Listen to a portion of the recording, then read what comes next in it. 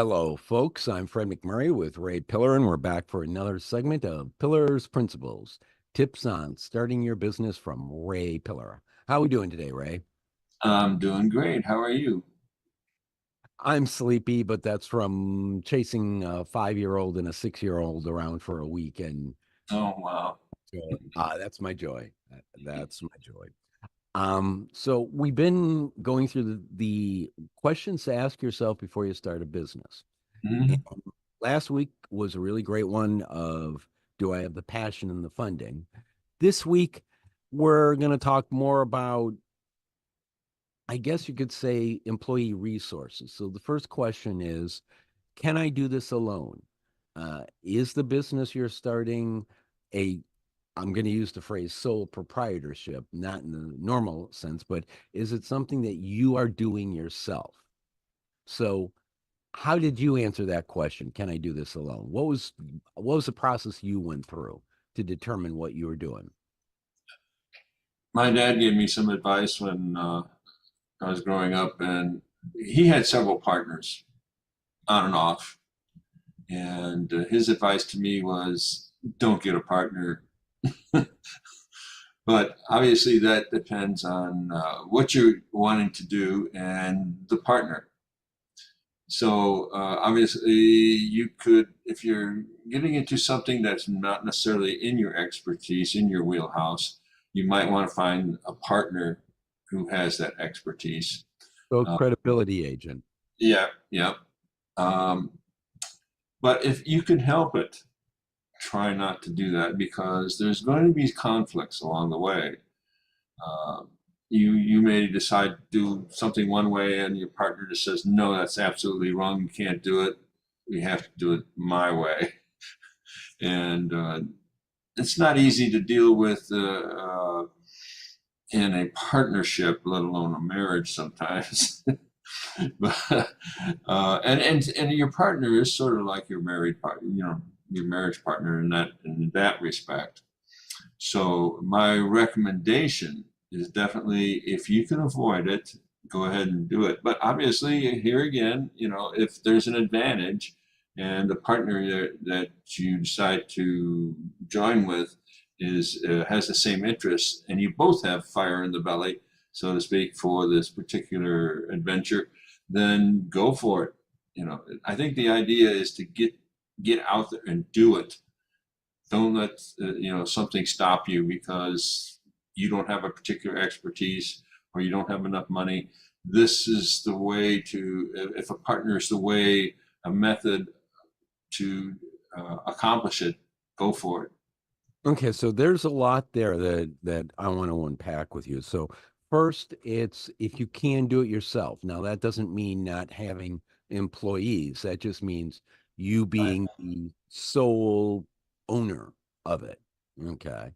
Um, One reason to get a partner would be the need for expertise. If I want to start a legal firm, it probably helps to have a lawyer if I'm not one. Okay.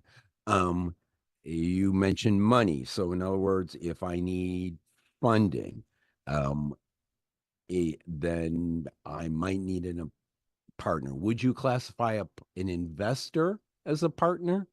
Or They can be a silent partner. Just like anything else, there are degrees of partnership. A silent partner says nothing. That's great. Just gives you the money, and you have to share your proceeds with that person. To the other end of the extreme, where if they're the person that has the knowledge about a certain thing, then it's obviously, true. so it's in degrees across the spectrum that uh, the partner can vary quite a bit. Partnership can vary. So one other form of partner, I guess that before I ask my next question, one other form of partner is a relative. Would you avoid having a relative, spouse, brother, sibling? Well, um, in most cases, if you're signing on to a franchise, your spouse has to be part of that automatically.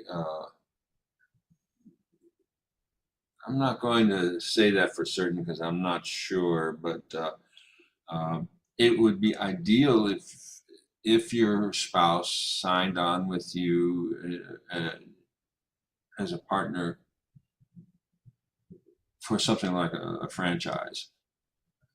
Obviously, that depends on your relationship, and your spouse's expertise in a particular area. So I don't know how to comment on that in either direction. I can tell you what happened to myself. Uh, I started my business on my own, and my wife worked outside on something else until we reached a point where she was ready to quit her job, and then she signed on to the company. So So, when she signed on to the company, what did that do to the company?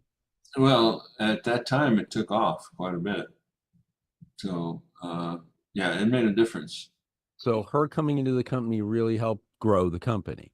Right. So you would be, in theory, a fan of your spouse as a partner. Yes. Yes. Okay. Absolutely. So to wrap this segment up, if you can, your recommendation would be to be the sole owner. Right. If it's possible, but that shouldn't be a stumbling block. All right. Or you should be a majority owner. Hmm. Uh, if because you talked about sometimes you can get into loggerheads with a partner. So you need to have uh some process in there where there's Yes. the other partner can't become a stumbling block. Yes. And of course, personalities plays a huge part of it. If you're the type of person that is my way or the highway, or the other person is that way on almost every issue, then that's simply just not going to work. You have to be able to take a look at whatever your partner has to offer, and and being willing to change your ways of doing if you think this is better. Okay. So any last words of wisdom on the question of can I do this alone? No, just try not to have a partner if possible.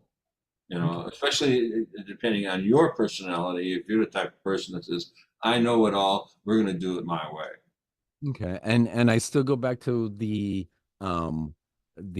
ending words of wisdom on the last segment, which was you need to be you need to have fire in the belly. The owning a business is not for the weak of heart.